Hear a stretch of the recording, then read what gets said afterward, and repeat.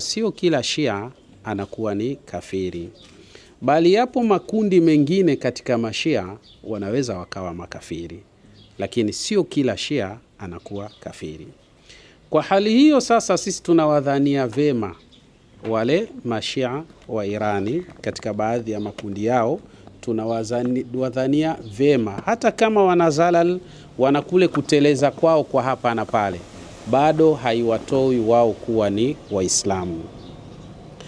Kwa hali hiyo sasa, ukimwona mtu anafurahia kwa maana Irani kupigwa, huyo mtu anafanya makosa, kwa sababu Mtume sallallahu alayhi wasallama anasema unsur akhaka dhaliman au madhluman, mnusuru ndugu yako hali ya kuwa huyo ndugu yako akiwa yeye ndo anayedhulumu au aliyedhulumiwa, mnusuru.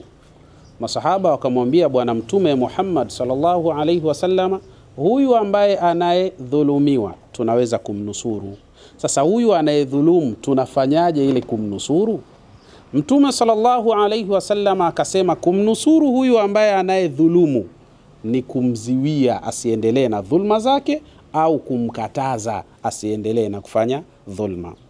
Kwa hiyo kwa kuwa ndani ya Irani kuna mashia na sio kila Shia anakuwa ni kafiri, kwa hali hiyo ni vema sana kuiombea dua Irani na ni vema sana kuwaombea ushindi Irani katika hali za